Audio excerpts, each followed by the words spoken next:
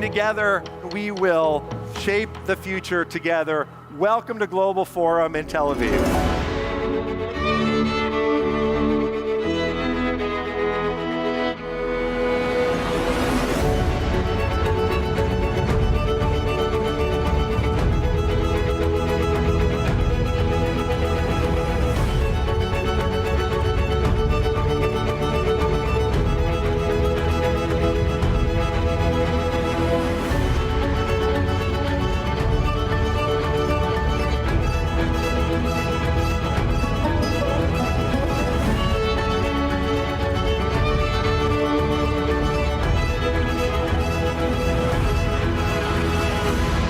Please welcome Stephen Wish, Chair of AJC's Board of Trustees, and Barak Rabinowitz, Managing Partner of F2 Venture Capital. When AJC started to plan for this year's Global Forum, we knew we had to highlight Israel's thriving innovation scene. Israel's tech sector has been the driving force behind its economic growth, its military edge, and its many contributions to the fields of medicine, cybersecurity, artificial intelligence, medicine, agriculture, and much more. The remarkable ingenuity and entrepreneurial spirit of Israeli innovators have propelled the nation to the forefront of technological advancements, revolutionizing industries and improving countless lives.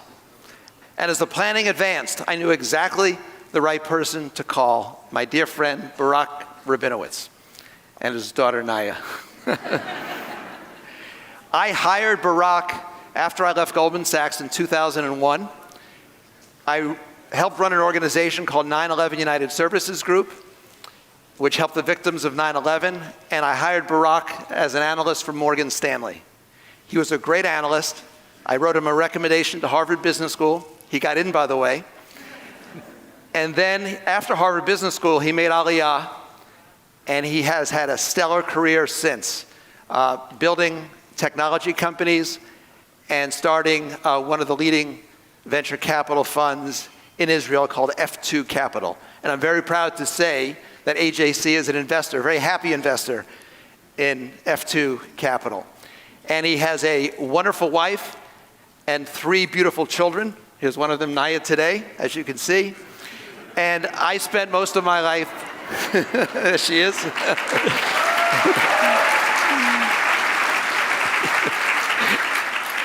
I spent a good portion of my life mentoring Barak, and now it's come full circle, and Barak is now mentoring me, and now Naya as well. Thank you so much, Stephen. It's great to be here on the Global Forum stage. You all know Israel as the startup nation, and our reputation is well earned. As an immigrant tech entrepreneur, an investor, and new dad, hailing all the way from Youngstown, Ohio, I've witnessed the Israeli tech revolution firsthand over the last 20 years. I'm very proud that my firm, F2, invests in young Israelis who are pushing the boundaries of what's possible, providing them with the guidance, network, and capital to turn their dreams into reality. Over the next couple of days, we will have the privilege of hearing from several brilliant Israelis who are changing the world. These faces of Israeli innovation will inspire us with their groundbreaking ideas, visionary leadership, and unwavering commitment to a positive impact here in Israel and around the world. From dramatic advancements in space technology to innovative solutions driving social impact, each speaker will provide invaluable insights into Israel's thriving innovation ecosystem. These are my countrymen and women, but also my colleagues and friends. They're fueling the engine of Israeli innovation. In Israel, innovation runs deep within the cultural fabric. It's what brought me here and permeates our society. I hope the stories you'll hear today and throughout Global Forum help illuminate the transformative power of Israeli resourcefulness, taking you into the hearts and minds of Startup Nation. 75 years ago, a miracle happened. Israel was reborn. And decades later, Israel continues to defy the odds, making the impossible possible. Please join us in welcoming our first face of Israeli innovation, Professor Ran Ginosar. 120 years ago, on April 19, 1903, the people of Kishinev performed or carried out a massacre of the Jews in that town. My grandfather was one of the survivors, came to Israel and helped build the country. 3 years later, in 1906, the AJC was founded in response to these events. And I decided I need to come again today to show admiration and support.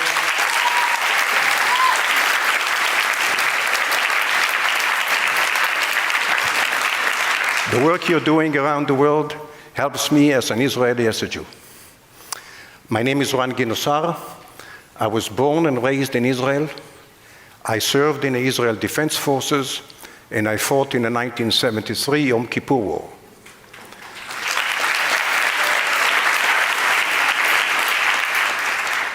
I then studied computer engineering at the Technion in Haifa, in Israel, and got my PhD from Princeton University in the United States. I then returned to Israel in 1983 and joined the Technion faculty and been there ever since. As President Kennedy said in the early 60s, space is hard. Spacecraft need to survive in space many years in spite of damaging cosmic radiation and extreme temperatures and mechanical stress and lack of air. Since the 1990s, I have researched how to make computers and computer chips survive in a harsh environment of space. By the year 2000, Israel had already launched several surveillance satellites and one telecom satellite. Going to space constitutes a key strategic asset for Israel. Being able to provide visual intelligence of the entire region and being able to communicate everywhere is extremely important. The Israel space industry developed everything from scratch with lots of creative innovation. And the good results serve not only Israel. Over the years, complete satellites were and still are exported globally to allied nations. Some 20 years ago, I founded a company, Ramon Space, at the request of the Israel Ministry of Defense. We proudly named the company in memory of the late Colonel Ilan Ramon, the first Israeli astronaut who died on the Columbia Space Shuttle. The company, Ramon Space, is commissioned to enhance Israel's strategic independence in space. What we do is has a high reputation and is highly regarded all around the world. Our computer flew for 3.5 years all the way to a remote asteroid on a Japanese science spacecraft. For 7 years now, our computer has been orbiting Mars continually and taking color picture of the Martian surface on a European mission. Presently, our computers fly on NASA constellation of 8 satellites that research hurricanes and typhoons. And more recently, our computers help make the Israeli lunar lander Bereshit. So far, our computers worked 250,000 days in space with 0 failures.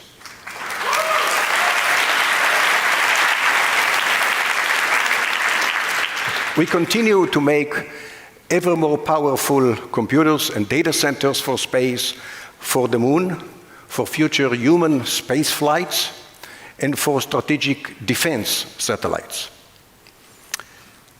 I'm excited to see the young generation in Israel get inspired and highly motivated by space. Young people participate in national and international space competitions, and they are motivated to go study the relevant sciences and engineering. We foresee great future to Israel space, science, and industry.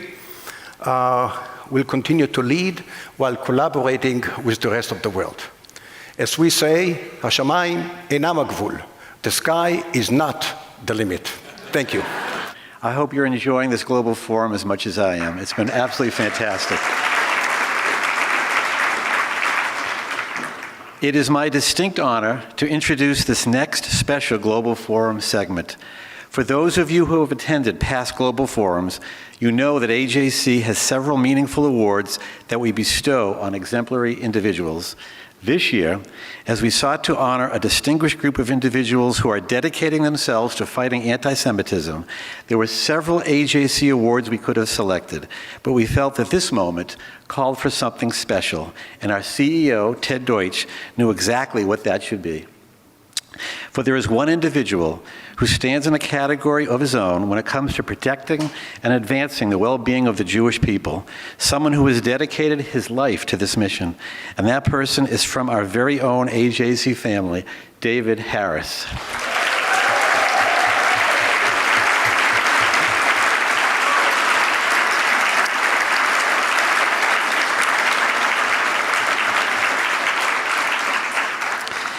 David served as AJC CEO for 32 years and is the most decorated American Jewish leader in history. The child of parents who survived Nazism and communism, David has dedicated his life to service to the Jewish people. Among his many efforts, David developed AJC into the leading global Jewish advocacy organization, with the architecture and staff that has allowed the agency to become the preeminent organization countering Jew hatred worldwide. In the early 2000s, under David's leadership, AJC was the first to sound the alarm on the resurgence of anti-Semitism on European soil.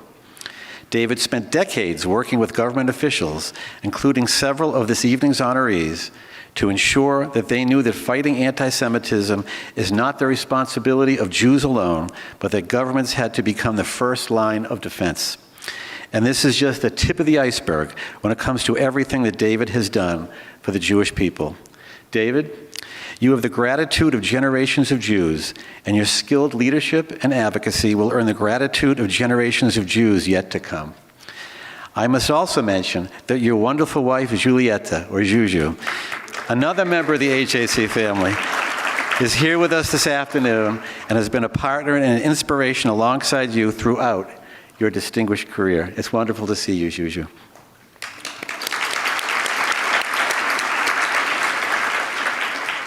David, it is our distinct privilege and pleasure this afternoon to present the first ever AJC David Harris Awards. Please join me in welcoming and honoring my good friend, our good friend, David Harris, to the stage.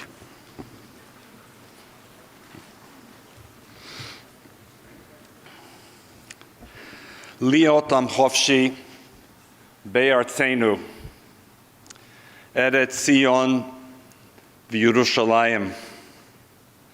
Those words come from where? From Hatikva, to be a free people in our own land,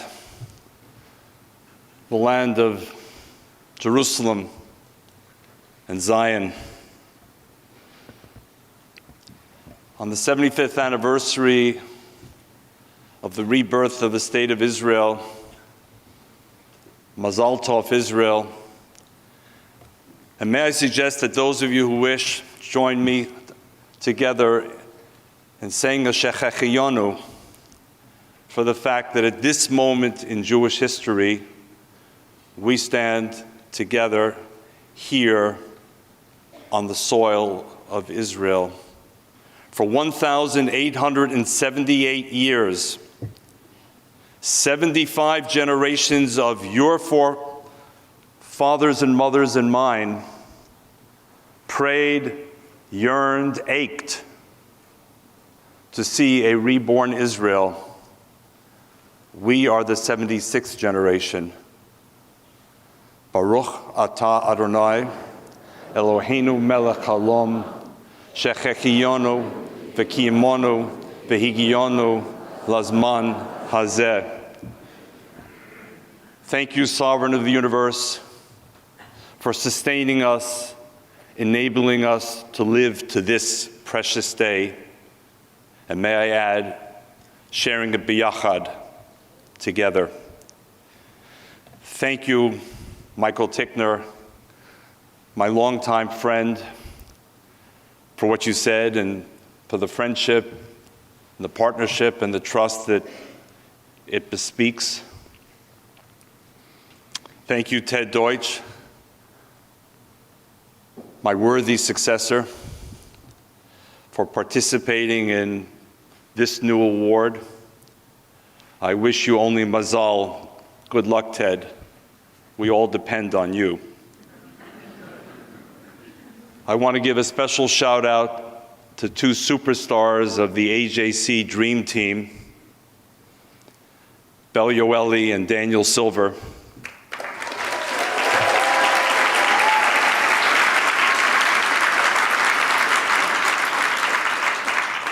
Not just for being the backbone of organizing this amazing global forum, but for something else that will remain a secret between them and me. And I want to thank you, AJC, my spiritually enriching secular synagogue for 43 years, my oasis of reason, of integrity, of independence, of courage for 43 years. My second family, though my wife would sometimes complain, my first family for 43 years. My home, my very special, precious, unique, treasured home, where I was allowed to live my ideals, my values, my beliefs, my aspirations together with you. So this is not just another occasion, it's a very special moment for me that I feel honored to share with you. And that brings me to the purpose of this session. And here I have both bad news and good news. And that won't be followed by a bad news, good news joke, though there are many. The bad news is that we have to create this award as an expression of our determination to fight rising anti-Semitism. We came so close, we thought, didn't we? To finding that Pfizer vaccine, if you will, that would finally, if not put to an end, then completely marginalize that age-old pathology of anti-Semitism. And that Pfizer vaccine, we thought, was liberal, pluralistic, authentic democracy. Somehow, we wanted to believe, and we even had good reason to believe, we thought, that after Belzec and Buchenwald and Babi Yar and Birkenau, the culmination of thousands of years of anti-Semitism, that maybe the world had come to its senses, that maybe this anti-Semitism had gone too far in the inferno that destroyed 1.5 million Jewish children who looked in every way just like that little girl we saw a few moments ago and quelled about. And 4.5 million adults, parents and grandparents and aunts and uncles. We thought we had come so close to reaching the normality which was all that we aspired to, a good night's sleep for us and allowing a good night's sleep for everyone else as well. And then we were brought back to a very sobering reality, and we're forced to ask a difficult question. Were these last 75 years or so of what we call the golden age the new norm or the aberration from the norm? Which was it? Which is it? So the bad news is that AJC had to blow the whistle And we began blowing the whistle and ringing the alarms in 2000 and 2001, when this pathology resurfaced on the European continent again, and with a vengeance. And I have to tell you here that getting from that moment to this moment tonight was not simple. We dealt for years, and there's a book to be written about it for anyone who's looking for a dissertation project, in how various European actors, governments, presidents, prime ministers, interior ministers, justice ministers, ambassadors reacted to AJC's cri de coeur. It began with the President of France, Jacques Chirac, saying to us in his private office, "My friends, there is no anti-Semitism. I know my country better than you." That was the President of France speaking, as Jews in France began to remove their kippot or hide it under a baseball cap and enhance security at their synagogues and schools and centers. And after that came the French Foreign Minister, Hubert Védrine, who said to an AJC group, "My friends, what you think is anti-Semitism is only," and I quote him, "the importation of the Arab-Israeli conflict onto French soil." Think about that one. And on it went, and not just in France, as we went through layers of denial, and then partial acknowledgement, and relativization, and then weaponization, as it became a tool in a right-left battle, depending on who was in power. And on it went. And as it crossed the ocean to the United States and caught many by surprise. That's the bad news. It's back. The genie is back out of the bottle. And the Pfizer vaccine that we had clung to wasn't fully successful. But then there's good news as a response to the bad news. And the good news is what we celebrate on this stage in just a couple of moments. That however long it took and however difficult the road was, one by one, governments, leaders woke up and began to understand, as we had said from the beginning, this is your problem at least as much as it's our problem. In fact, it's even a little different this time around. Because in 1938, my parents, and perhaps some of yours, Beverly Rosenbaum's, Harriet Schleifer's, and others, they were trapped. They were trapped here in Europe. Even when Hitler was willing to let them go. But they had nowhere to go. The Evian Conference was organized in 1938 as a charade to give the appearance of activity when none was planned. But as AJC told world leaders in the early 2000s, this time it's different. If heaven forbid Jews have to leave, Jews are not trapped. Thank God for Israel.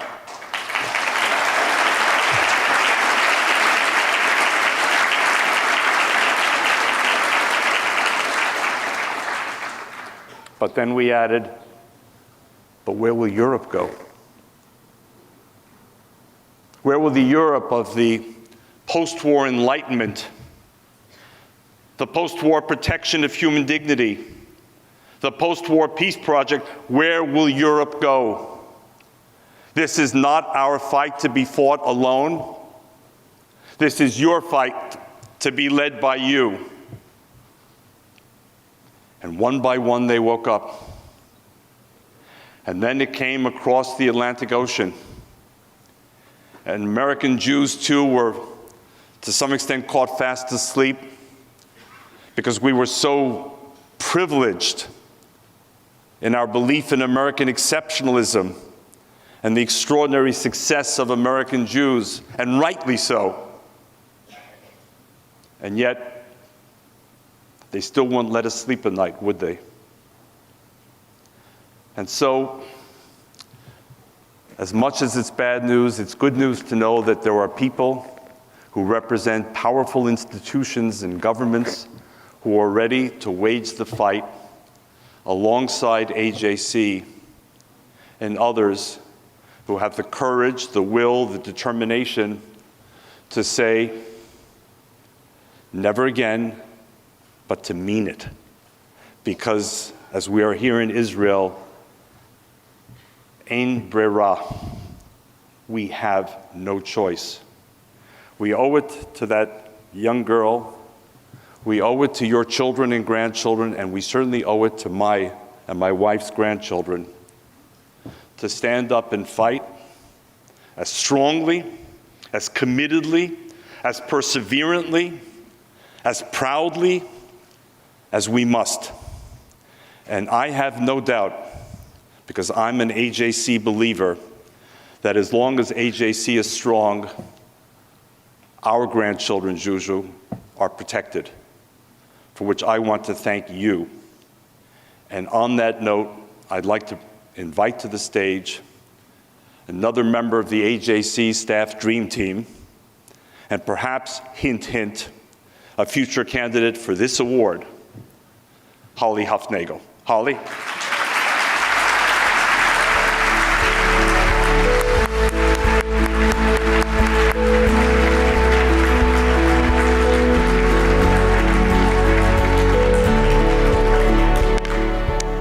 Thank you, David. Good afternoon, everyone.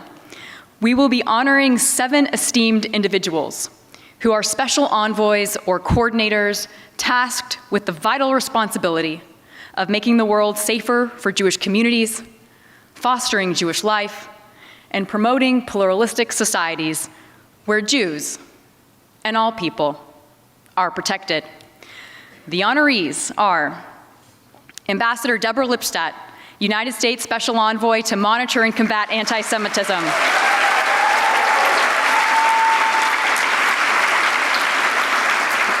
Katerina von Schnurbein, European Commission Coordinator on combating anti-Semitism and fostering Jewish life. Dr. Felix Klein, Federal Government Commissioner for Jewish Life in Germany in the fight against anti-Semitism. Laura John Mann, Independent Advisor to the UK Government on Anti-Semitism. Edo Verdoner, the Netherlands National Coordinator on combating anti-Semitism. And Fernando Lautenberg, Commissioner for Monitoring and Combating Anti-Semitism at the Organization of American States. And our very own Rabbi Andrew Baker, AJC Director of International Affairs, International Jewish Affairs, and personal representative of the OSCE, Chairperson in Office on combating anti-Semitism.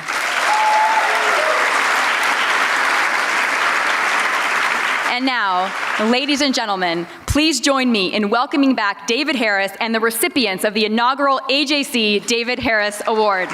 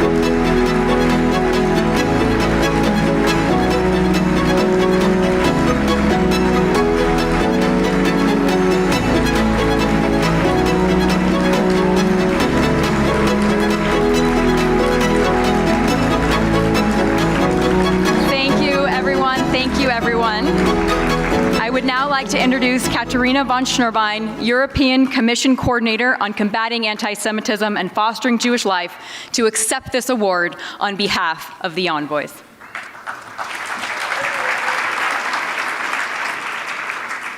Ladies and gentlemen, dear friends, on behalf of my fellow special envoys on combating anti-Semitism and fostering Jewish life, I have the tremendous honor and pleasure to thank you wholeheartedly. Michael Tickner, David, Ted there, and the entire AJC leadership for your acknowledgement and this wonderful inaugural David Harris Award. We receive it, and I think I can speak on all of our behalf with gratitude and also with great humility. The fact that this inaugural award carries your name, dear David, says probably more about you than about us. You may have retired from a job, but certainly not from your sense of duty and your passion to stand up for justice, call out anti-Semitism and bigotry, build bridges, and care for the well-being of Jews around the world. In this passion,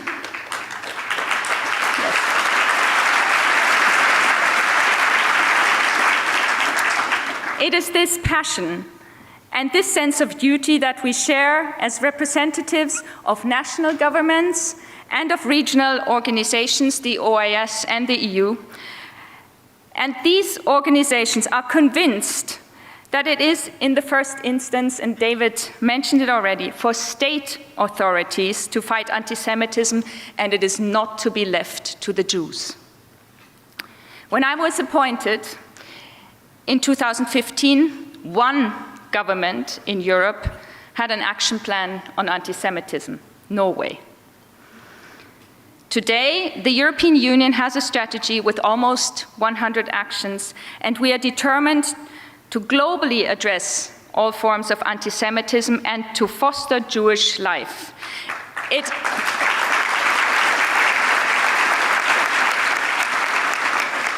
As a German and as a non-Jew, it has been the honor of my life to help a strategy see the day of light that has at its very core the ultimate aim to foster Jewish life in Europe and globally.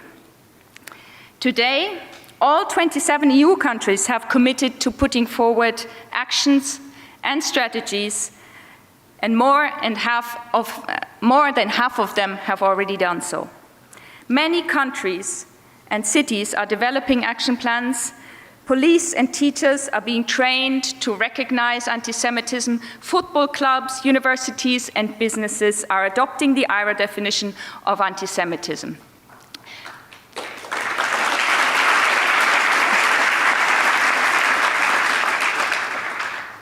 Thanks to an AJC-convened meeting, the seven of us, had the opportunity in February to share our experience in combating anti-Semitism with senior White House staff as they were preparing the United States' own anti-Semitism action plan that was recently presented. 7 years ago, we were not more than a handful of anti-Semitism special envoys, including one from Israel. Today, more than 30 governments and international organizations have appointed envoys, some Jewish, other non-Jewish like myself. We cooperate closely across continents, and together we have a voice. A few months ago, we ensured a strong response to an anti-racism report in the UN, which called for the suspension of the use of the IHRA definition of anti-Semitism among UN countries. Last week, 19 of us signed a letter to the new CEO of Twitter, Linda Yaccarino, urging her to address the proliferation of anti-Semitism on Twitter and reinstate content moderation. We await her response.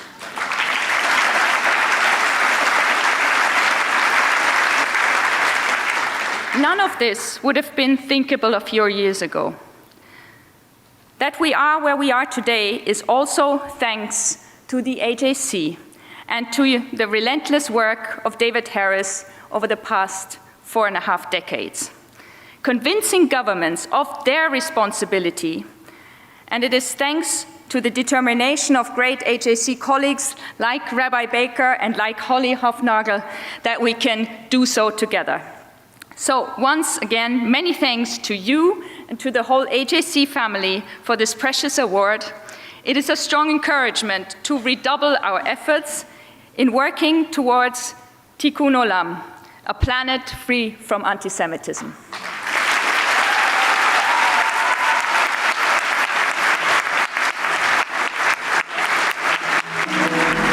I just wanted to come up here, moved by the moment. First, David Harris, thank you for honoring us with your presence today in presenting the first David Harris Award. More importantly, thank you for allowing us to honor you for your 30-plus years as CEO of this great organization and nearly 4.5 decades of dedicated service overall. We are all in your debt.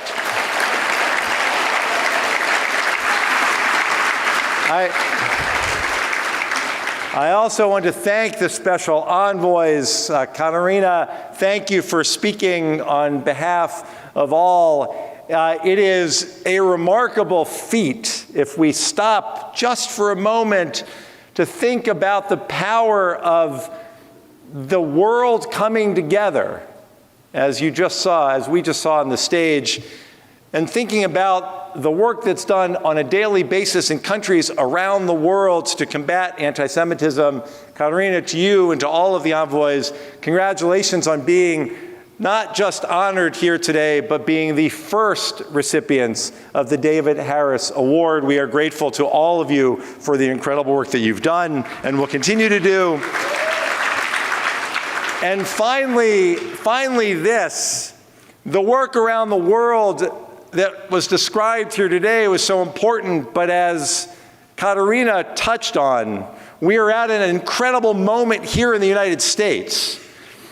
And from AJC's publishing of our call to action against anti-Semitism over 2 years ago, to the White House meeting in December, where Doug Emhoff led a discussion about what needed to be done, where we urged the creation of a national action plan here, to the meeting that took place to the White House just a few short months later, with the special envoys brought to the White House by AJC to share their own insight from what they've accomplished in all of their countries around the world, to the recent publication of the White House National Strategy to Counter Anti-Semitism here in the United States.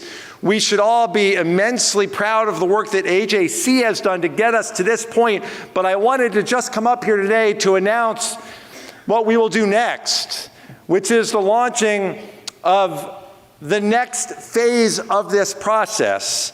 The National Task Force, the AJC National Task Force for the implementation of the White House Action Plan on Anti-Semitism. There are more than 100 concrete actions in the White House plan that the federal government will pursue to keep the Jewish community safe. There are more than 100 additional actions in the White House plan that call, just as our call to action does, that call on governments, local and state governments, businesses, nonprofits, universities, educational institutions, K through 12, all across the country to take action to combat anti-Semitism. And our national task force will draw on the expertise of AJC around the world, all of our offices around the world who have contributed to these national action plans and their implementation, and the experts and the incredible talent we have in our 25 regional offices around the United States of America to ensure that every one of the action items in the National Action Plan is followed through on, to make sure that the timelines in the National Action Plan are carried out, And so that when we return to Global Forum in 1 year, thanks to the efforts of AJC, who contributed dozens and dozens of the recommendations in the plan, our task force will ensure that when we return to Global Forum next year, we will be able to celebrate the implementation, not just the existence of the National Action Plan, but the very concrete actions that will be taken by the federal government, by state and local governments, by our staff around the country who will work with businesses and nonprofits, with sports leagues and cultural institutions, who will work with nonprofits, our intergroup partners, our interfaith partners, all to ensure that the White House Action Plan becomes a reality in ways that will keep the Jewish community safe, secure, and strong. We look forward to reporting on that next year at Global Forum. But I want everyone to know how committed AJC is to doing this work, not just me, our entire staff across the country and across the world. There is so much at stake for our community in America. Again, I want to thank David. I want to thank the special envoys. I want to thank our incredible team who is already working so hard to implement this new national task force. And I want to thank all of you for the incredible support in getting us to this moment and the work that we will do together to help protect our community. Thank you very much. I got to tell you, when they asked me to do this, they didn't tell me I was following David Harris, followed by Ted. It's like wrong batting order. But anyway, we now turn our attention to an issue that's top of mind for all of us, the war in Ukraine. AJC has been outspoken in its support of Ukrainian sovereignty since the fall of the Soviet Union. Our engagement with the 250,000 strong Jewish community in Ukraine runs very deep. I had the privilege of being part of a group that went to Ukraine with David in 2014. At the time, Russia was invading Ukraine in Crimea and the Donbass region. I don't think any of us that were on that trip would have imagined what is happening now.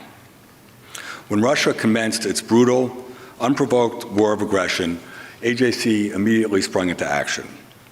We rallied thousands to contact their congressional representatives to urge them to boost military support for Ukraine.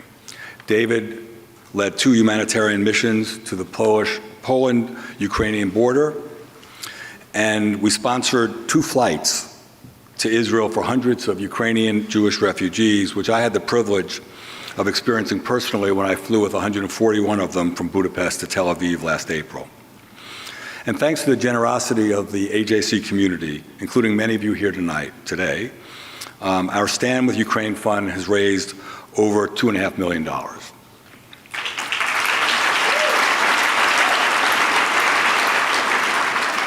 Our support continues, and I'm pleased to announce today that AJC will subsidize the shipment of more than $5 million of donated medical supplies to Ukraine.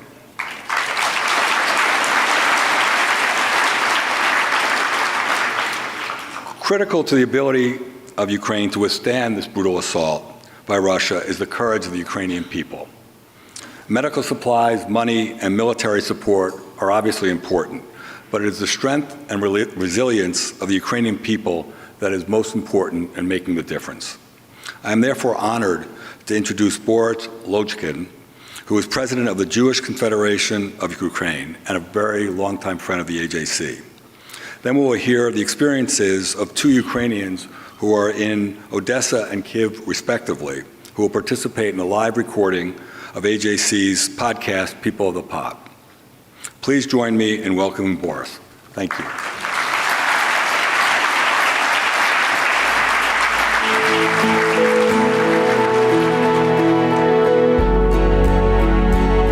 Dear ladies and gentlemen, dear friends, Shalom. Thank you for invitation to the AJC Global Forum 2023. Today, standing at this gorgeous stage with so special guests and friends, my heart and thoughts take me back to last June, when the AJC Global Forum 2022, the audience at the New York Central Synagogue stood up chanting "Glory to Ukraine." I think you remember about this. These were unforgettable emotions, for which I am grateful to all of you. A year ago, during the 4th month of the full-scale Russian-Ukrainian war, these symbolic words, "Glory to Ukraine," were surely addressed also to Ukrainian Jews. We, as well as all Ukrainians, according to David Harris, became victims of a human drama of biblical scale that turned the lives of millions of Ukrainians upside down. A year later, this drama is still going on. And without your help, without support of the Jewish world and the AJC, especially, the plot of this tragedy could have become much more tragic. In February 2022, the first 8 centers for Ukrainian migrants were deployed along the border with the Western Europe by AJC forces. The Stand with Ukraine Emergency Fund was founded by the AJC in the early days of the full-scale Russian invasion. Thanks to this fund, the Jewish Confederation of Ukraine managed to evacuate to the Western Ukraine and abroad and save lives of thousands of Ukrainian Jews, elderly Jews, most of whom are Holocaust survivors, children and families. The AJC has also played an important role in consolidating US bipartisan support for Ukraine. I want to especially remind you that the AJC initiated and sent a letter calling on the Joe Biden administration to provide comprehensive assistance to Ukraine on March 7 last year. It was the 11th day of the Russian invasion. At the time, not everyone even could imagine that Ukrainians would be able to hold back Russian troops. We, Ukrainian Jews, will remember this forever. We are sincerely grateful to the AJC for such a position, since we do not separate ourselves from a single political Ukrainian nation against which Russia is committing genocide. No one has any doubt that Russia's endless war crimes are genocidal in nature. The passé resolution on recognizing the deportation of Ukrainian children as genocide is a natural consequence of the current Russian policy. But the evil born of hatred and intolerance has not yet been defeated. The destruction of Kakhovskaya hydroelectric power station is a vivid example of that days. Along with Ukrainians, Jewish communities in regions is flooding, suffer ecological, technological and social disaster. Nowadays, the whole world understands the scales of what had happened, participates in the evacuation of the victims and the delivery of necessary aid. The Jews are at the front line. You probably heard that a few days ago, the chief rabbi of Ukraine, Moshe Asman, went to Kherson on a risk mission and found himself under Russian shelling here. We are here to praise our beloved Israeli state, courageous and heroic. In front of you, standing at our holy land, I want to emphasize one more time, by rendering support to Ukraine, you surely help Ukrainian Jews as well. We turn to you with our sincere appeal to please continue your life-saving help and even ask you to increase your support and assistance as the enemy is still too strong. We still need more weapons, more money, more humanitarian aid. Until the brutal aggressor suffers a well-deserved and just punishment, until the Ukrainians clear and liberate all their lands from our enemies, we will continue to ask you about this. Without our victory, the whole world will not be able to feel safe. Thank you, and glory to Ukraine. Please welcome to the stage Diana Buchman, Margot Vidovichenko, and host of AJC's People of the Pod, Manya Brashear-Pashman.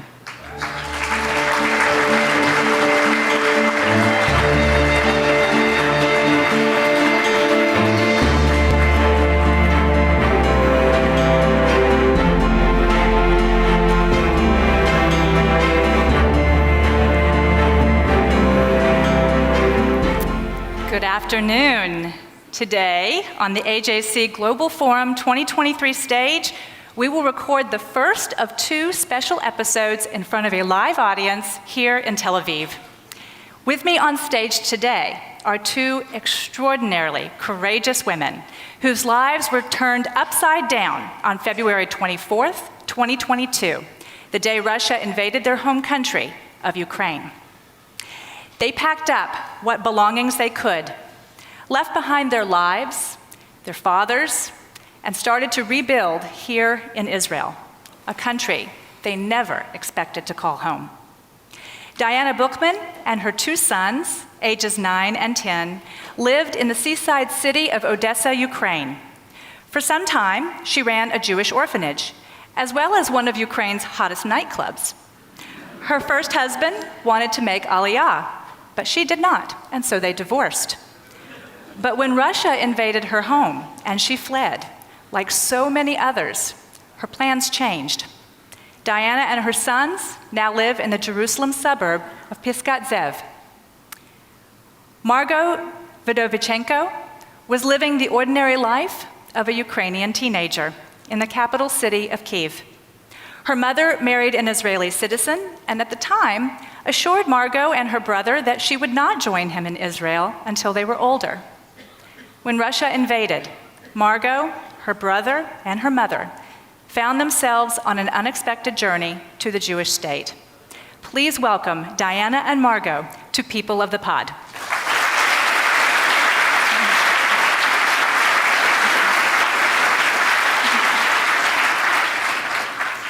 Diana, I would like to start with you. When did you flee Odessa? And after originally declining Aliyah, how did you decide to come to Israel after all? The first moments we don't believe. We till the end don't believe that it can start. And me as a principal of Jewish Volunteer Center, I want to stay and help people, old people, people with special needs. But my mother tell me all the time that now my job is to protect my kids, and we need to get out from Ukraine. So. We're going to the Romania, and I think where can we go, what we can do, and my Jewish clever mom said that only Israel is waiting for you. Only all over the world you will be like refugees. Only in Israel you will be the part of community, you will be the citizen. For the first seconds, you will be the part of this country. Mm-hmm. So I decided that, yes, this is, she said it true, this is, it means, yeah, I'm going to Israel. But what did you leave behind? All my life. I think I have a life probably much like yours. And I have a lot of friends, I have a good job, I help people. All my life I want to be an actress, and before the war I started a career as an actress. I was on TV show, everybody recognized me. I even make my stand-up show. I have a lot of friends. I have a real perfect life, and I left it all there. They're going to post some pictures on the sides here. At some point. And when they go up, I want you to tell us what we're looking at. These pictures were taken from inside a bus. I'm just going to wait. Just hold on for a second, make sure. Oh, are they? Oh, I'm sorry. I was looking at those walls. So we are looking at pictures taken from inside a bus, and the people are saying goodbye to each other. Can you tell us who they are? And I'm curious kind of what's going through your head as you look at these pictures and remember those moments. Of course I remember this moment, and yes, it is the parting time that we see my parents, and we go to a vacation, and this morning we can't talk with each other. We only look to each other with the terror-red eyes, and the parting words of my father was, if it will be bombing, take your kids down on the floor and cover them. And it really helped, because when we were in the Romanian side before, it started a bombing, and I take my kids down, and that was the first time that they understand that it is a real war, and they afraid and me afraid. I think that this is the finish. But there on the floor, I remember all story of my grandmother about the Holocaust, and realized that I'm not in the same situation. I have Israel, I have hotel, I have people support, I have suitcase, I have phone. So I need to stand up and be brave and take my kids to the safety place. Mm-hmm. Thank you.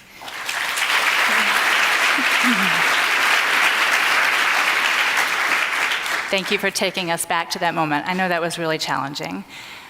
Margot, we also have a picture from you, from your journey as you fled Kyiv. Can you describe what you saw along the way and why you thought to take a picture of this?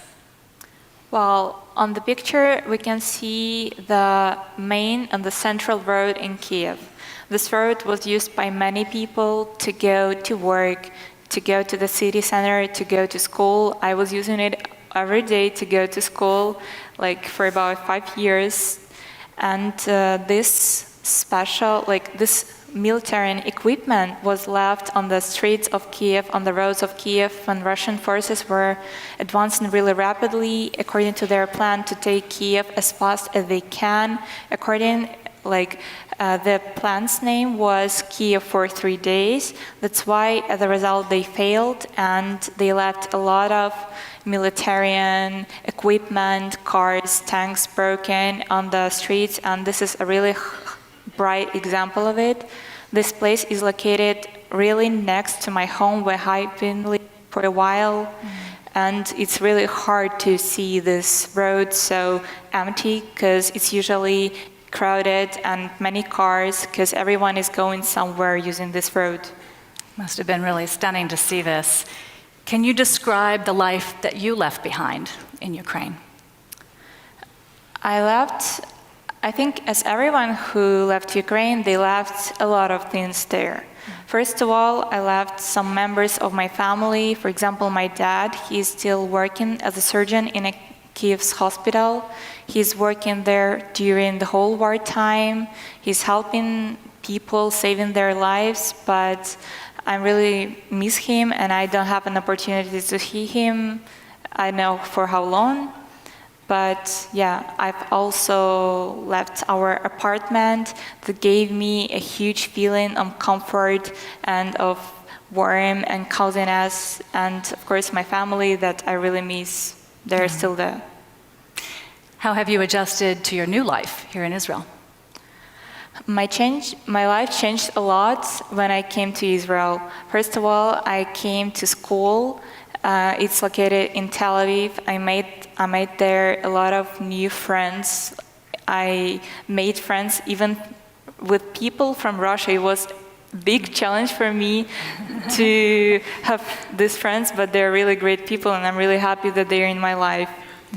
We started our youth here, so my social life began here. We started hanging out somewhere, going out, and so on. In Ukraine, I can say that I was really socialized, but I still love this cozy and warm place. Your youth began here. Yeah. Wow. AJC sponsored plane loads of Ukrainians seeking refuge in Israel, and I remember having a conversation with our AJC Jerusalem director, Avital Leibovich, who reminded us that people come to Israel from all over the world seeking safety. Do you feel safe here, Margot? Growing up in Ukraine, it was exactly another situation. Like, I've been growing up in a very calm country with no actions, and I can say, like, I wasn't feeling like I'm in danger. That's why when I came to Israel, it changed a lot, because I had to understand that some streets can be dangerous for some times, and terroristic attacks can happen, and also rockets can fly from the sky. And so many countries which are near Israel can attack all the time, so we need to understand that we should think more about our safety. But I can say that here I have a huge feeling of being safe. I think it's because of great job of military and security forces which are protecting Israel citizens all the time. So we are not living in head like we are during the war. So we don't feel it. And I'm really grateful that they do their best. Yeah. Diana, you're at a different stage of your life, and you're a mother of two, with not just one, but two careers behind you. I'm curious how you've adjusted to life in Israel, what you found rewarding, what you found difficult. First of all, I want to say that if you are in trouble in Israel, you don't feel yourself alone. Everybody stand up and help you, and I feel it so much because when I rented the apartment, it was without nothing. And I don't understand how to furnish it, and within few days, people say to people, and bring me everything. I have everything. Within 3 days, I have everything what I need. I even have a dry machine, which I never think that I know how to use it. It's amazing country, but it is difficult for me to start all over and to work as a mom and study in Ulpan. I have no time for make a friendship, for a real friendship, and in Odessa I was somebody, and here I'm nobody yet. Yet. Yes.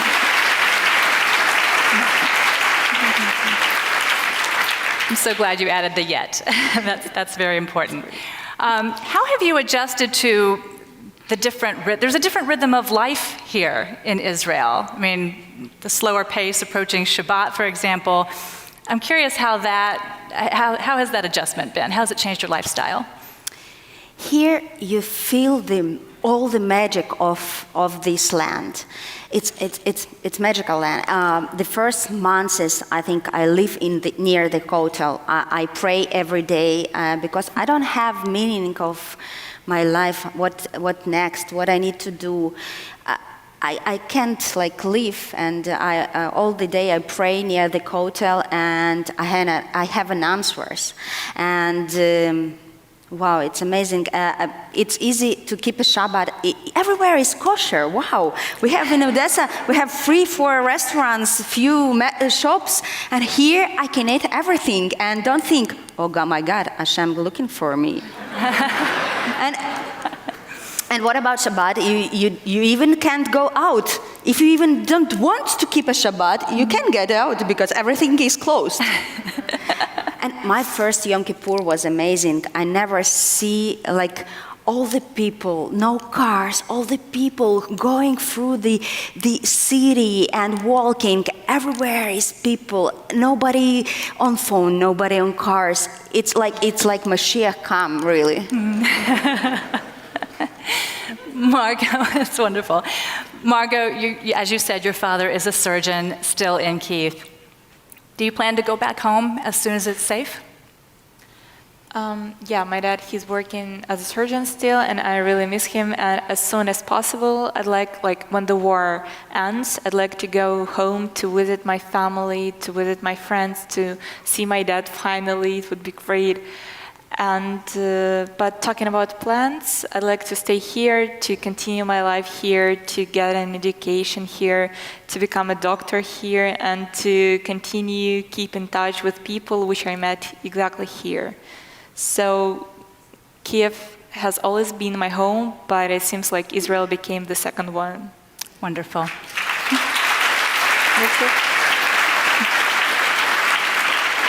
Thank you both so much for sharing your stories and your journeys, and thank you for joining us here at Global Forum and on People of the Pod. So thank you. Thank you.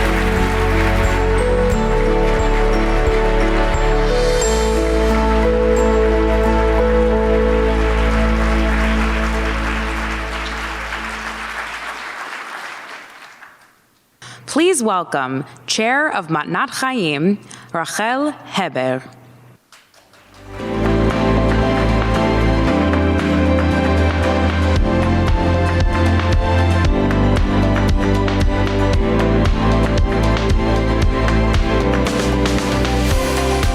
Hello everyone.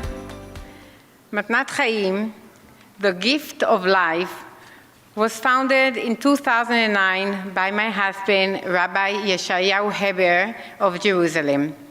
He suddenly developed acute kidney disease at the age of 42 and survived on dialysis until his kidney transplant. While on dialysis, my husband met a young kidney patient, Pinchas Turgeman, also on dialysis, a bereaved brother. His only brother, Yair, was killed in a terrorist attack, and he remained an only son to his parents. When my husband left for his own successful transplant, he promised Turgeman, Pinchas, to try and find him a donor. Unbelievably, after his transplant, my husband remembered his promise, did not leave a stone unturned until he found Pinchas, an altruistic kidney donor. But unfortunately, 2 weeks before the planned date of the surgery, on the way to dialysis, Pinchas suffered heart failure and passed away. That was the day my husband decided that no more people should die on dialysis. I remember him saying always that the day Pinchas passed away, that's Matnat Chaim's birthday. He dedicated all his time, his energy, his effort, and his strength to try and find people kidney donors. That's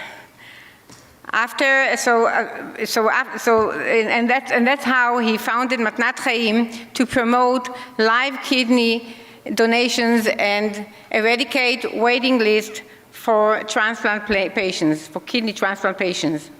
My husband didn't have any previous medical background.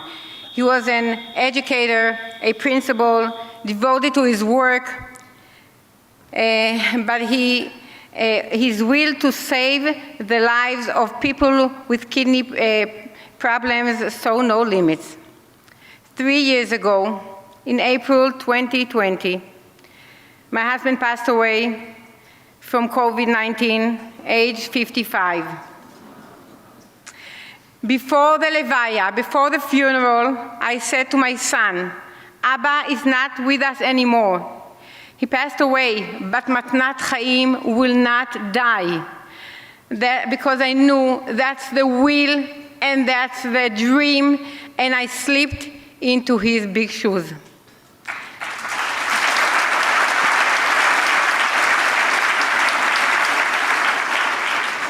Matnat Chaim is leading a worldwide revolution and has placed Israel first in the world in live kidney donors per population, according to the WHO, the World Health Organization, in their 20 and 21 yearly reports.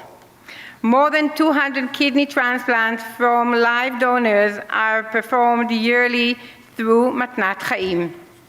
90% of all altruistic donors in Israel donate through Matnat Chaim.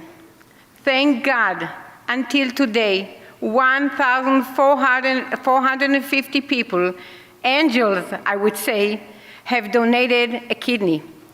1,450 lives have been saved. 1,450 families have returned to normal life.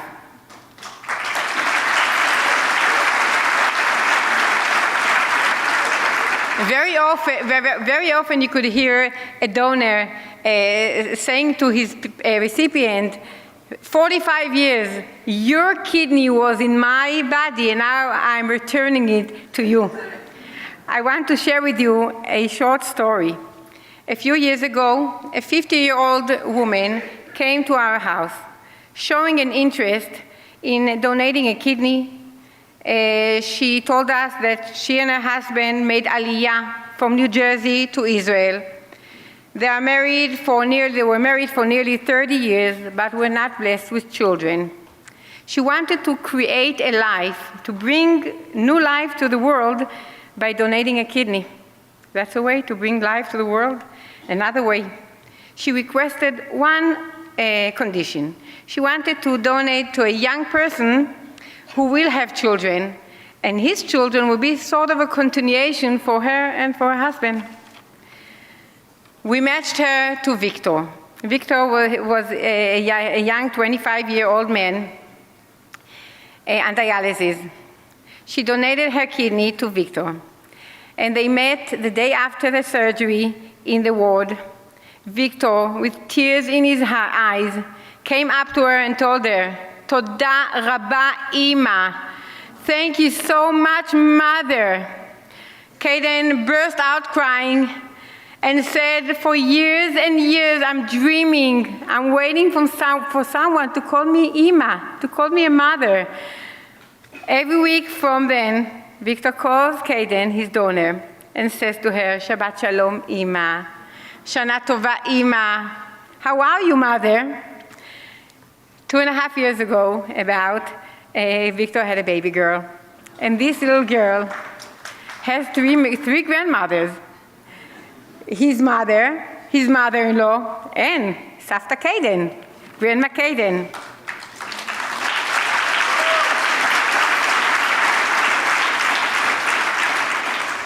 Donating a kidney is a social act of supreme kindness and goodwill with no other motives, only to save another person, a stranger's life. We are above politics, ethnic or religious views. We are living now in times, unfortunately, of extreme social polarization. We see so much sinat chinam, unfounded hatred. But our donors, healthy people, very, very healthy people, who volunteer to have a surgery, to go into the surgery room, and to donate a part of their body to save a stranger's life. They are doing just the opposite. They are doing pure, loving ahavat chinam. Altruistic kidney donors bring together people from all different walks of life. This is the true Israeli spirit we are so, so proud of. Am Israel Chai.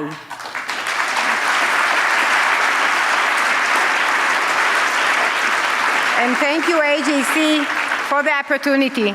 Thank you very, very much.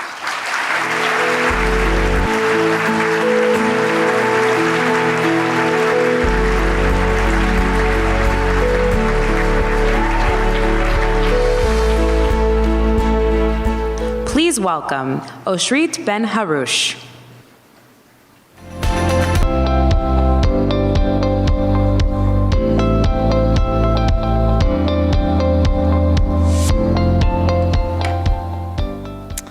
Good afternoon. My name is Oshrit, and I am honored to be here today. A few things you need to know about me. I am 43 years old. I live in Jerusalem. I am manager of residential care home for teenagers with mental health problem, and I am donor 932.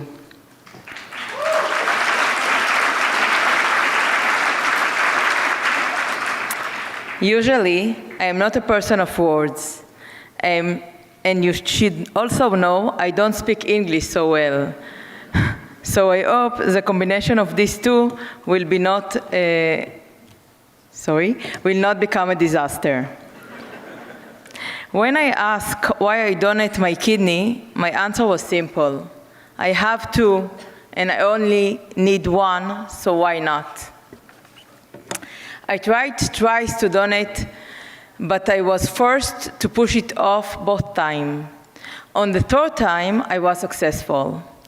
I don't believe in coincidence. I truly believe it was my destiny to donate my kidney to Atanas. All of the delays happened for this reason. Atanas and I would never have met if I had been successful in the first two times. Whenever we speak about donating a kidney, we talk about the impact on the recipient and the return to normal life. But we don't speak about what the donor gets in return. So I would like to tell you what I gained. First, I am a better person. I am more patient, welcoming, and learn how to put things in perspective. Second, I am also healthier now than ever before. As a donor, you must drink a lot of water, eat healthy, and exercise. In other words, everything I didn't do before. Third, I'm blessed to learn a new culture, break down walls, and create two new families, the Zaire family and Matnat Chaim family. The Zaire family and friends adopt me as if I was on one of their own. We meet in weekend, we celebrate both Jewish and Christian holiday, and we travel together. What an exciting day it was to see Atanas go down on the aisle at his wedding with amazing Andrea. Last, but most importantly, the Matnat Chaim family. They have become such more than a kidney matching organization. They are a source for inspiration. It goes beyond the support they give the donor before, during, and after the operation. Rabbanit Rachel continues the legacy of her late husband, Harav Aber, Zichrono Livracha, by getting to know each and every donor personally. Before Rabbanit asked me to speak here today, she thanked me for donation the second kidney. Apparently, someone I know, and I'd not been in touch with for years, read our story and decided to donate her kidney too. I want to take this opportunity to tell each and every one of you, if you're thinking about donating a kidney, reach out. It's not as difficult as one might imagine, and it's definitely very important. Matnat Chaim is here for help, and so am I. Please feel free to reach out and become part of our family. Thank you so much for the attention.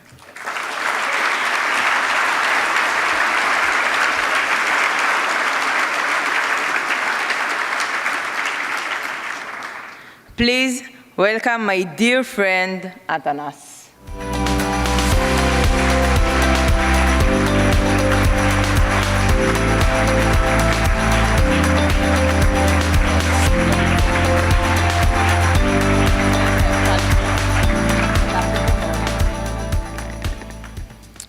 Good evening, everyone. My name is Atanas. I'm a 37-year-old doctor from Nazareth. Thanks to Oshrit and Matnat Chaim, I also proudly hold the title Kidney Transplant Recipient. I came here today to share with you my incredible story, a story of struggle, of hope, and of resilience. Thank you for this opportunity. My struggle with kidney disease began when I was a medical student in Budapest. Despite all the complexities, I pushed on, graduating med school with honors. After passing the Israeli medical boards and during my internship year, my kidneys finally gave up. And my nephrologist told me what I already knew. You will need to start dialysis immediately. And you need to find a kidney donor because kidney transplant will be your best chance at survival.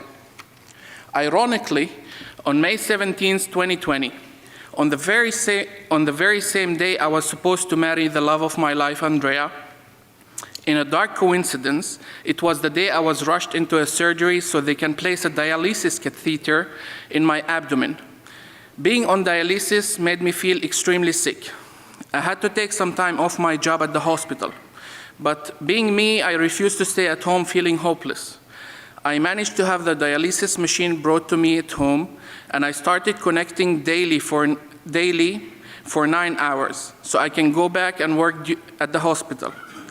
Not everyone liked this idea, as they were worried for my well-being, but I couldn't care less. Being at work, treating others, kept me distracted from my deteriorating health situation. I got the call I was waiting for in August 2020. It was Tirza from Matnat Chaim. She said, Atanas, we found you a donor. My mom was just beside me when I got the call. Her tears of happiness did not stop that evening. I was so curious and wanted to know everything about my donor, but the only thing I was allowed to know that she was a woman and she was concerned that I'm a very good person. I had my kidney transplant on the 7th of December 2020, in the midst of the second corona wave. I was one of the first kidney transplantees during COVID times. The first thing I remember while anesthesia was wearing off was my mom and Andrea beside my bed. They said everything went well and the kidney already started making urine during the surgery. The next day, being me, I was out of bed on my feet. I went down to the transplant unit, that's almost 3 floors down, and we lit together the first candle of Hanukkah with Professor Moore, the surgeon, with my nephrologist and the rest of the staff. We also decorated a small Christmas tree together. I think we all agreed that this was my own personal Hanukkah miracle. So how is life after surgery, after transplant, you might ask? Well, it can't get better. Oshrit and I have celebrated 2 kidneyversaries already, and we look forward to many more. Now I have a new family in Jerusalem. Andrea and I finally had our wedding last summer, with Oshrit being the guest of honor. I went back to being the doctor and not the patient. I treat others and I save lives. And I spent big portion of my life promoting live kidney donations. Finally, this whole journey has made me a better person. It taught me to appreciate the small things in life, the things that truly matter, you know? And as a friend once told me, Atanas, you only started truly living once you started dying. I'd like to share with you all that the Rabbanit Heber received not long ago the prestigious Israel Prize for a long life period. I'd like to call her.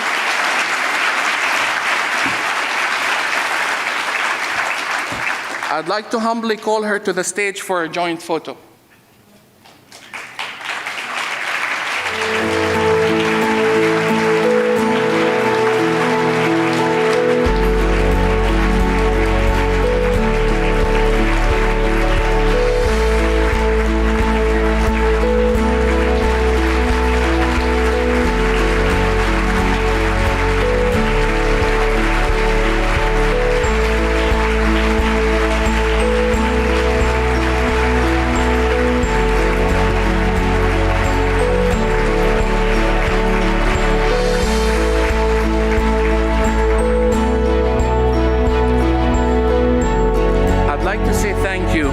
One more last thing. Whoever wants to join, connect, or assist to the Matnait Chaim Foundation, you can find the leaflets just outside. Thank you for this opportunity.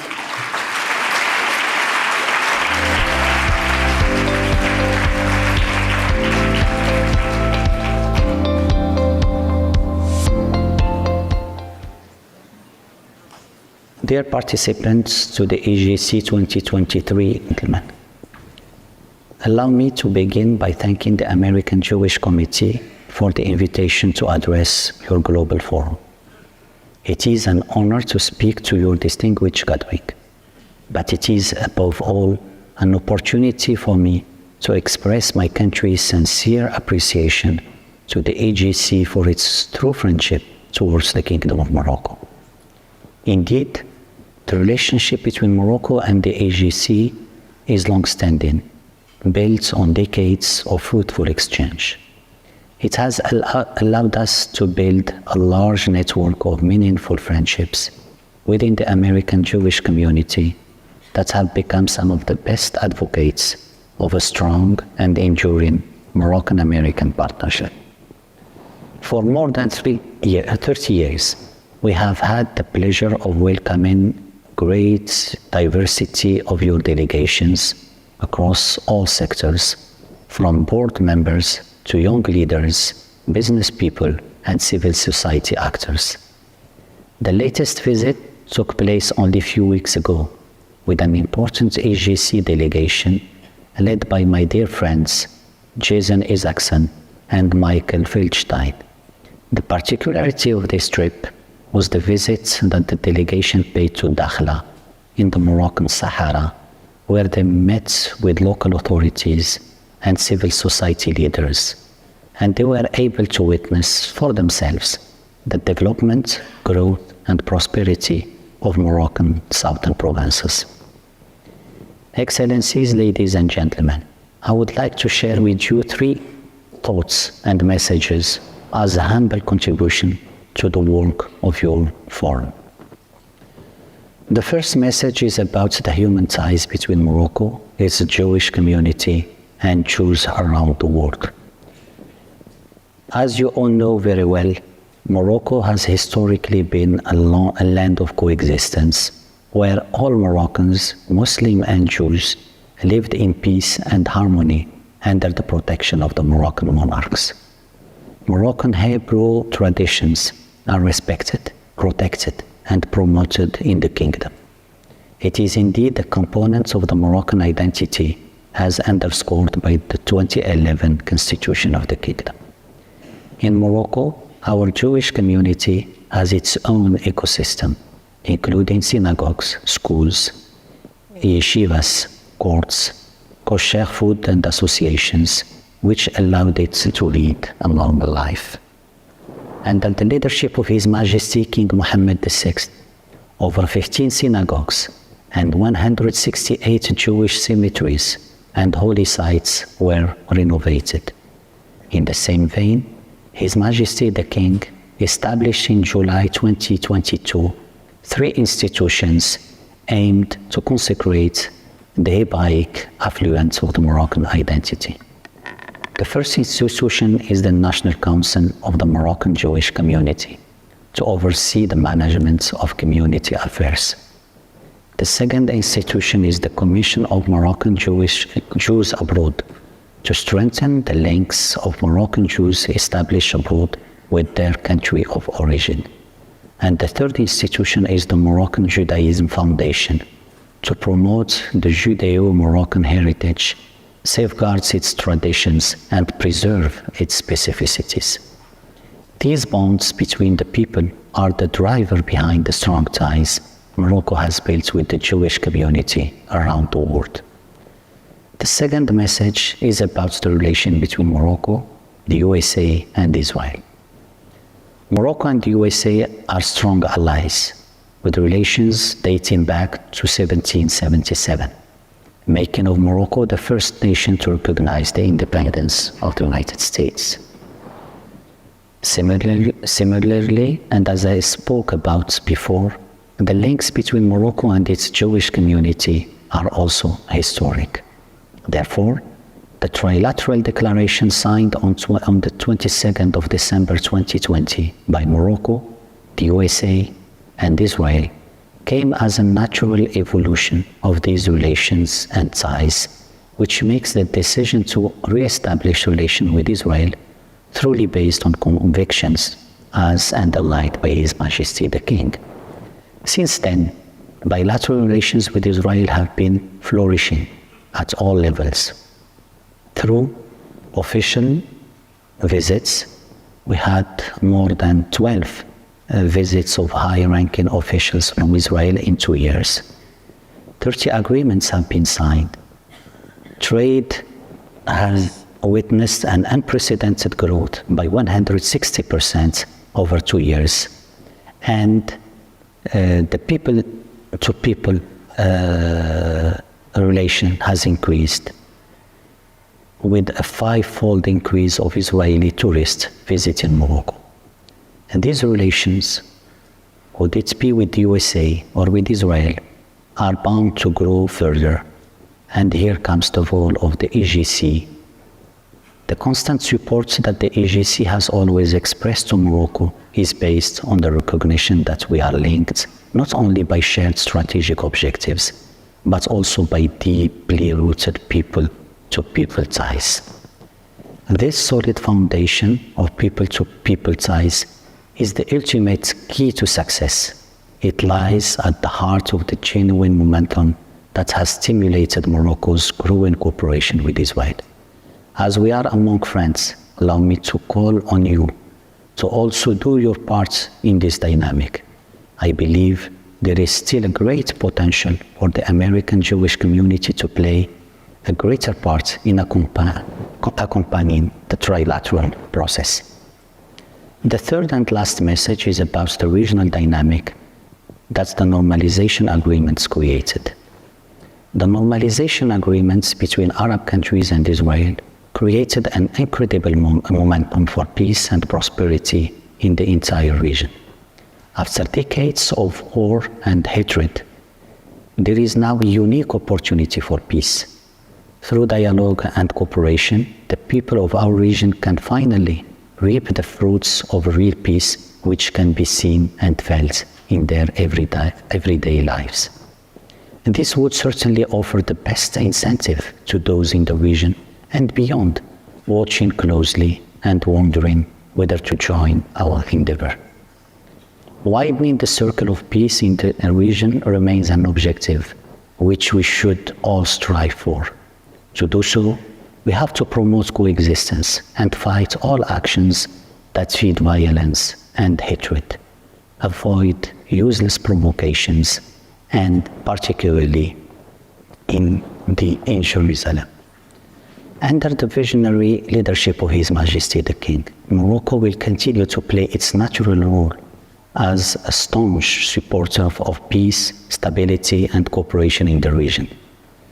The finality remains to achieve a just and equitable peace based on the two-state solution, with the Palestinian state in the borders of June 1967, with East Jerusalem as capital, living side by side in peace and stability with the State of Israel. As chairman of Al-Quds Committee, Jerusalem Committee, His Majesty the King pays a great attention to preserving that city open to all religions. Jerusalem should be the symbol of coexistence, not the field of battle, and not taken hostage by radicals from both sides. In doing so, Morocco knows it can count on the partnership of the AJC. Finally, I would to thank once again the AJC for your true friendship and valuable support, and I look forward to seeing you again very soon. Minister, when you served in Washington, you were a regular guest at the AJC Global Forum. I think you deserve that Saturday Night Live jacket for coming on at least 5 times to AJC. I know that since coming to Washington, since coming back to Israel, you have not made so many public appearances. Thank you for making this a special occasion for us and for you. Thank you. Well, I've tried since I've been in the Israeli government to speak less and do more. But the reason why I wanted to come here is, first of all, to express my appreciation to all of you at the AJC for what you do to strengthen the partnership between the United States and Israel, and also what you do all around the world, with all your branches around the world, to deepen ties between Israel and all those countries that you come from. That's number one. Number two is I never got a chance to say farewell to David Harris. And we used to do this gig together year after year at the AJC. And David has done so much for the Jewish state and the Jewish people. I used to say Israel doesn't need a foreign minister because we had David Harris. But I just want to thank you in front of everybody here and also the people of Israel to commend you for everything that you've done.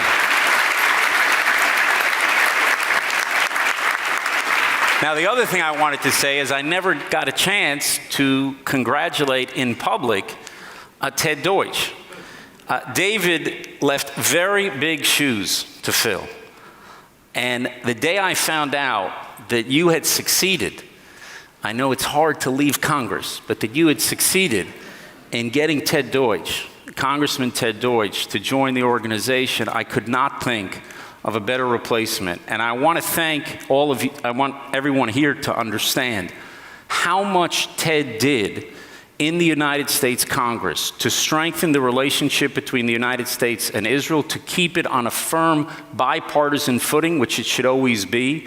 And I really commend him as well for everything he did there and for everything that you're going to do at this great organization in the future. Thank you, Ron. Also, before we go now, further, where's my jacket? Where's my jacket? Backstage. Okay. Before we go further, I also want to say a word about Nasser Bourita, the foreign minister of Morocco. AJC has come to know him over the years. We very much appreciate his appearing in the AJC Global Forum. And also, there are Moroccans in the room who have come here as the guests at AJC to Global Forum. I want to thank them from the Mouna Association and others. And also our good friend back in Morocco, Ambassador Serge Berdugo, president of the Moroccan Jewish community, partner of AJC. Minister Dermer, I want to start by asking about 3 threats posed by Iran to Israel and how Israel is responding to those threats. First, of course, the Iranian nuclear threat. There have been reports that the US and Iran have been secretly negotiating an agreement in recent weeks to freeze Iran's continued march toward weapons-grade 90% uranium enrichment in return for limited sanctions relief. Both capitals have denied these reports. What is Israel's view? And assuming that the reports are true, how would a freeze at what is essentially threshold nuclear status affect Israel's calculus, Israel's options?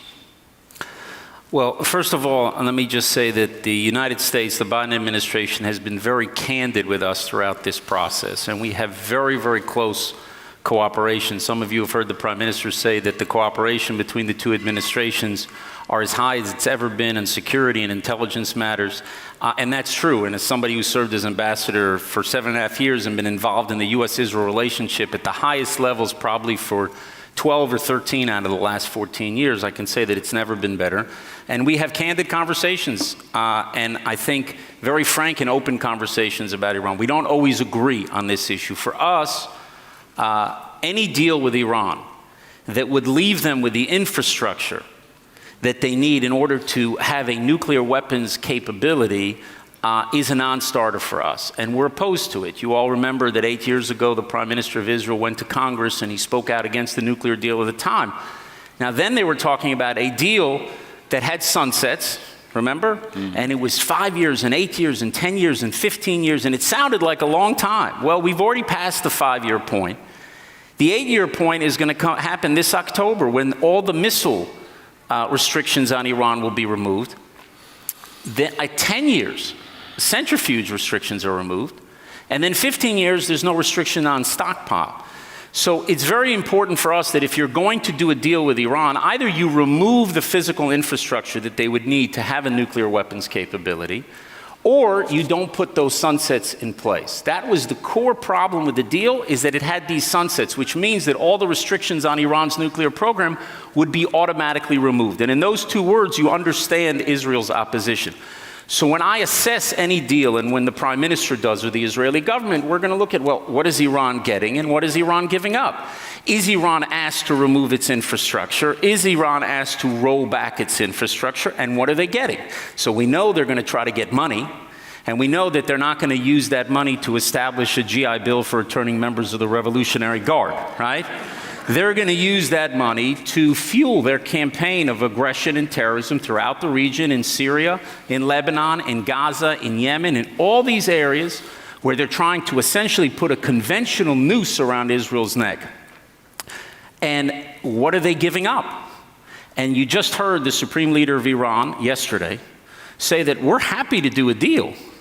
We're just not willing to change the infrastructure that we have. So what exactly is the United States getting for this deal? We know what they're giving, but we don't know what they're getting. So we'll just have to wait and see how it plays out. But freezing their stockpile would not be enough. I'm sorry? Freezing their stockpile would not be enough. No, because then I think what it does is it means that you've reconciled with a higher level of enrichment in Iran.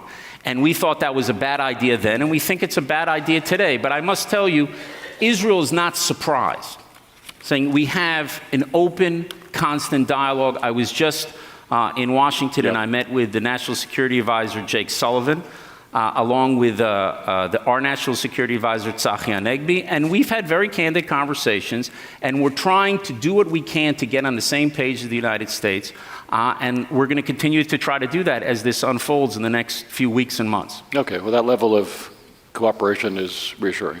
Thank you. Let's hope it's cooperation. Minister, second, there are regular launchings of Iranian rockets and missiles at Israel, some by Iranian forces in Syria, others by Iranian-supported terrorists in Gaza and southern Lebanon. Do you see any possibility that the recently reached rapprochement between Saudi Arabia and Iran, which followed a similar agreement by Iran and the United Arab Emirates to reestablish ties, could have any effect on Iran's regional aggression, including its ceaseless aggression toward Israel?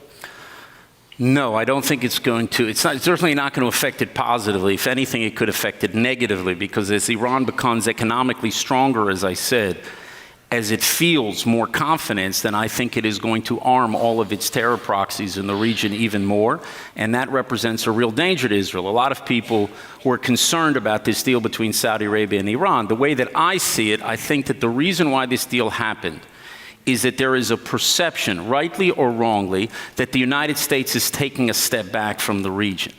And given that perception, that's what creates, I think, the sense in Saudi Arabia that they need to try to find some rapprochement, as you said, with Iran. And the question I ask myself, as a Minister of Strategic Affairs, frankly, it's not the job I wanted. I wanted to be the Minister of Tactical Affairs.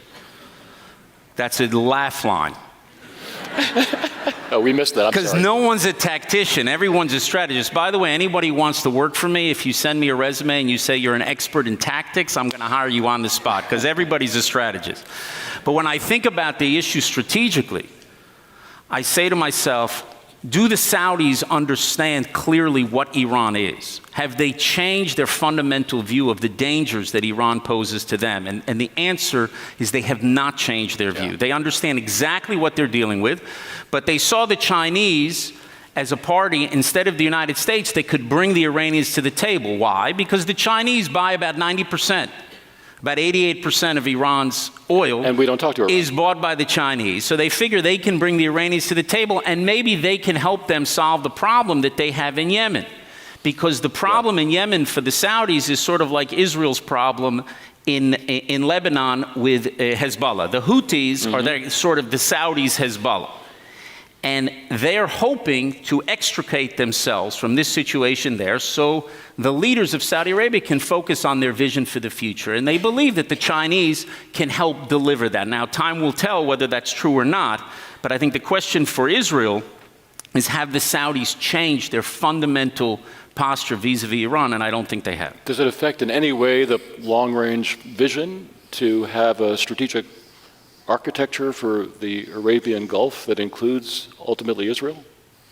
I don't think so, and I hope it doesn't. And we'll have to see how long this is going to last. Remember, the rupture in relations between the Saudis and the Iranians came about 7 years ago because there was a cleric who was killed, and then they went after an embassy in Tehran, and you had a back and forth with them, and for 7 years they didn't have formal diplomatic ties. But again, always try to look at what are the underlying interests of the countries and how do the leaders perceive their interests. I think that the Saudis perceive us as a potential ally, as a real, not just a potential, a real ally and a potential formal ally in the future. And I think they understand that the greatest danger to them remains that regime in Tehran. And I think an ally not just in security dimension, but in other dimensions as well. Correct. I think, I once said that the Arab boycott against Israel is about as intelligent as Oregon, Nevada, Utah, Wyoming, New Mexico, Arizona, and half of California boycotting Silicon Valley. It makes no sense. And to the extent that you have leaders in the Arab world who want to advance their countries and are thinking the day after oil, what's going to happen? How are we going to maintain our countries, our regimes? And they see, well, you have this great partner in Israel right next door. And I think you have such a leader in Saudi Arabia today, and I think you have it also in the United Emirates, and you have elsewhere in the region that are looking to us as a partner to help them, both on the security side and on the economic side. Exciting potential. Third and finally on Iran. Iran appears to be intensifying its military cooperation with Russia, providing not only a large number of killer drones to Russia, drones that Vladimir Putin's army appears to be using to attack Ukrainian infrastructure and other civilian targets, but also reportedly helping Russia prepare to manufacture drones of Iranian design. Does Iran's stepped-up collaboration in Russian war crimes on top of the reports that we've seen of potential Iranian acquisition of advanced Russian weaponry, have special implications for Israel? Yeah, look, we're always concerned about that partnership and what systems Russia could provide Iran, and it could be potentially dangerous for us. And when we're thinking at that whole theater of Russia and Ukraine, our eyes are very much on it. Now, what a lot of people don't understand when it comes, I should say, on the Ukrainian issue per se, is one of the risks that we have in Israel is that weapon systems that could be provided can fall into the wrong hands, can fall into, let's say, in this case, you provide a weapon system to Ukraine. It sounds great, provide this weapon system. Tomorrow it falls into Russian hands, it ends up in Iranian hands, and then the Iranians reverse engineer that weapon system, and then all of a sudden it becomes a danger for millions of Israeli citizens. So these issues may seem very simple at first, they're not. I mean, Israel's position towards Ukraine has been to be very supportive, but we're always looking at what is the relationship between Russia and Iran, and it's very hard to think that long-term it's only going to be a one-way street. It's not just going to be Iran providing drones to Russia, and the concern will be that the Russians can provide things to Iran, and that they might be increasing their cooperation to the point where it threatens our own security. So believe me, that's something that we look at day after day after day to see where things stand. I assume so. Thank you, Minister. Let's turn to Abraham Accords again. I have been with AJC colleagues in several Arab capitals in the last few weeks. We've heard a great deal about the potential for advancing the Abraham Accords, producing tangible benefits for the people of the region, and further expanding the circle of peace. And you deserve a great deal of credit for getting us to the point where we are now, and of course the Prime Minister does as well. I've also heard real concerns, we've heard real concerns and frustrations focused on the statements and actions of certain cabinet ministers, which have a negative effect on Arab public opinion and impede progress. How are you wrestling with that? Well, listen, I think our relations with our peace partners are very good, with the Emirates, with Bahrain, with Morocco. You just had the Speaker of our Knesset who went and spoke in Morocco. You just had the Foreign Minister of Morocco here. I think that most of these countries understand, at least in my discussions with the leaders there, is that our coalition partners joined us, not the other way around. And so it's the Prime Minister that sets the policy. And we have a very different system in Israel. You have a coalition system. It's not like the president goes and he picks everybody in his cabinet. And you cannot control in Israel's system what every single minister says. But what you can control is the policy of your government. And that's firmly in the hands of the Prime Minister. And so I'm confident that in the next few years we're going to be both able to deepen the relationship that we have with these countries, I think, and to advance it very rapidly, much more than I think people thought even 2 or 3 years ago. Remember, we had a year of COVID, or a year and a half of COVID, so you haven't really seen the full power of the relationships that we've started to build. But I think you're going to see us not only deepen the relationships we currently have, but also expand, as you say, the circle of peace, and to include other countries as well. I would be very, very surprised that in the next 2 or 3 years we do not see several more countries join in peace and normalization agreements with Israel. Let me ask now, remind you, I just remember, please, what seems like, it doesn't even seem impossible today. You know, we take certain things for granted. We're very much a people, you know, what have you done for me lately? I used to say that, look at what happened with Moses, okay? He does 10 plagues, he splits the sea, he goes up for 40 days and 40 nights. He's 8 hours late and gets a golden calf. Okay? Okay. What have you done for me lately? But think about where we were a few years ago. If I would have told you on the stage in 2015, look, I believe there's a breakthrough with several Arab states. Very few people believed it at the time. The Prime Minister, Netanyahu, spoke about it at the United Nations. And a lot of people poo-pooed it, said, no, it's not going to happen, and all roads to peace have to go through Ramallah. It wasn't the case. We are very serious about advancing, deepening the Abraham Accords, but also we are working day after day in order to achieve new breakthroughs. And I think that it's inevitable that it's going to happen, and I'll explain why. Because their fundamental understanding of their interests have changed from what it was 20 years ago, and we started to see the change about 10 years ago, where they understand, look, number one, the danger of Iran. Number two, the danger of Sunni radicalism, not just Shia radicalism. Iran is a Shia radical power, but there was Sunni radicalism. Al-Qaeda was 1.0, ISIS is 2.0, and they know there'll be a 3.0. And they also have a perception that America is disengaging from the region. I think America is trying to make it clear it's not disengaging from the region, but the reality in the Middle East is they see the United States is at the very least reducing its military footprint in the region. So they look at Israel, and as I say jokingly for many years, but it's true, they see this Iranian tiger, they see this ISIS leopard, they see this 800-pound American gorilla that just left the building, and they look around and see a 200-pound gorilla with a kippah on, and they said, maybe we'll work with you.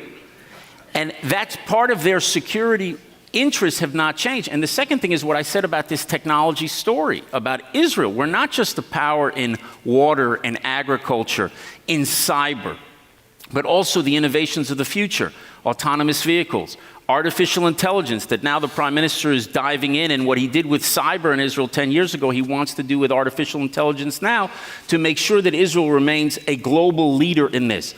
So for their security and economic interests, they want to move forward with Israel. Now, how you navigate through the diplomatic terrain can be very complicated, and there can things that can facilitate it, and there can things that make it more difficult. But believe me, the fundamental interest of our Arab neighbors is to move into peace with Israel. And I think that's going to hold for a very long time, and it's on us. It's on the government of Israel to work to navigate effectively and to be able to make those peace agreements and normalization agreements with our AJC will continue partners. to be a strong advocate for that, as you know, around the Arab world.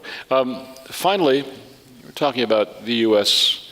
withdrawal or perception of U.S. retreat from the region, which we hear frequently in Arab capitals. But as you just said, the U.S. has not left the region. We just heard from Dr. Colin Cowell, the Undersecretary of Defense, a few months ago in a conference in Washington that, in fact, there were, 35,000 U.S. forces in the Gulf a dozen years ago, and there are still 35,000. We were spiked, of course, during the Iraq War. And they now have autonomous vehicles that supplement the work of the men and women in uniform. There was just an exercise, a week ago, B-1B bombers for the United States flying with Israeli and Jordanian and Saudi fighter jets. You had this massive exercise in January of this year, 6,400 or something U.S. forces, 1,500 Israeli troops. The United States is not going away. Or is it?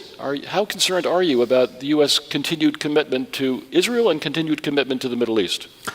I'm not concerned about, I'm not concerned about U.S. continued commitment to Israel. And I think what I said before was about the perception that the United States is disengaged. I mean, that perceptions can change. I'll give you an example. And it's not something that's new to the Biden administration. It actually connects the Obama administration to the Trump administration to the Biden administration, this view that America did not want to send troops to the Middle East. And in a world, I know Europe may be it once was a continent of soft power before the Ukraine war. But in the Middle East is a place of hard power. And when they didn't see the use of military force by the United States, then in this region, they perceived that to America disengaging.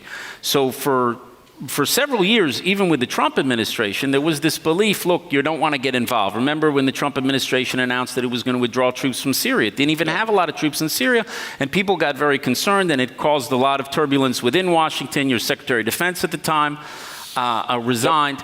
But it sent a message that the United States was withdrawing. And then there was the downing of the American drone. And I think that was in June of 2019, where there was a downing of American drone and there wasn't a response. And then there was the issue of the attack on the oil facilities. Yes, exactly. Yeah. So there wasn't a response. And the perception was that America was withdrawing. And then all of a sudden, on January 2nd, 2020, Qasem Soleimani, the world's biggest terrorist, was taken out. And believe me, for a period of time, it changed. And that had deterrence throughout the region that the United States was not withdrawing, that they would actually strike. And so this thing can change over time. It is a dynamic that's always in place, and people are looking around, okay, the United States withdrew from Afghanistan. The United States is doing this here. They're doing that there. How do they perceive it? But American power, as it's used in the region, is critical for the security and the stability in this region, and I think the United States understands this. As for the U.S.-Israel relationship, look, I have said since the first time I was privileged to give a speech on Israel's Independence Day in 2014, my first year as a sitting ambassador, I said Israel will be the most important ally of the United States in the 21st century. And I 100% believe that because of security and technology. If you think and you look around the world, and I don't know if it's an upgrade from your head of policy at the AJC, but if I also promote you to become president of the United States. I want to be in charge of tactics, actually, Ron. What? In charge of it, it's good. Touche. But you ask an American president, and you say, just look at American interests. If you could only choose one security partner for the next 50 years, just one. And when you think about security, think about a country with a military that can defend itself by itself. Think about a country with a formidable intelligence service. Think about a country that has great cyber capabilities to deal with the new forms of warfare. Think about a country with weapons development also that can produce new and advanced weapons. If you look around the world, America has a lot of great allies. You know, Canada's a great ally of the United States, Australia, France, Germany. The truth is, you're really down to two. You're down to Israel and Great Britain. And Great Britain was the most important ally of the 20th century. But if you take the second part of that equation and you say technology, which country around the world is going to be America's best partner to ensure that the 21st century remains an American century? Because, you know, I'll be diplomatic, you have competitors for that technology around the world. Who's your partner? Think about all your allies. And here, no offense to the Brits who are here, but Israel. It's Israel. And so if you look just at American interests, Israel is the most important partner for the United States. And what people don't understand is what I'm telling you now, this is a news story. You know, Israel always mattered to Jews. We always mattered to Jews since the birth of the state 75 years ago. And the attack on Israel for many, many decades was an attack that to support Israel is against American interests. Now you don't hear that attack anymore. Now the attack that you hear against Israel is an attack that we no longer share values, which is also not true. But it's a totally different argument because states actually move together based on their interests long term. And we can have a long conversation about that. I wish we were in a world where it was values that determined relationships between states because Israel would be the world's superpower. But we don't live in that world. We live in a world driven by interests. And the news story about Israel is that Israel matters. We matter to the United States, and we matter to Europe, and we matter to Asia, and we matter to Latin America because of the power of our technology, because of the power of our security, and partnerships with Israel are in the interests of those countries. They're not doing us a favor. That's a news story. And I think once we anchor the relationship between the United States and Israel on those interests, then you know what? We'll have a very good argument about values. I believe we have shared values, we have shared interests, and we also have a great shared sense of destiny with the United States. And I have no doubt whatsoever, and I'm not just saying it, you got me on record, that the best days of the U.S.-Israel relationship are still to come. That's good to hear. Good to hear, and without question, our values are aligned. And Minister Dermer, thank you so much for spending time with AJC once again. We'll get you that jacket. Thank you.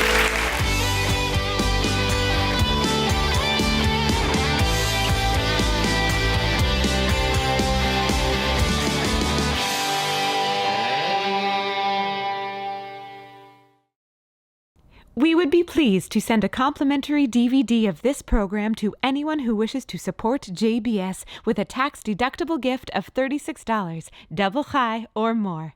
Simply visit the JBS website at jbstv.org and click on the Donate button to make a donation by PayPal or your credit card. And please indicate the program for which you would like a DVD. Or you can send your tax-deductible check to JBS, Post Office Box 360, Stamford, Connecticut 06904. Or you can call the JBS Pledge Line at 833-MY-JBS-TV. That's 833-695-2788. And again, please remember to indicate which program you would like to receive with our compliments. We thank you for your kind support.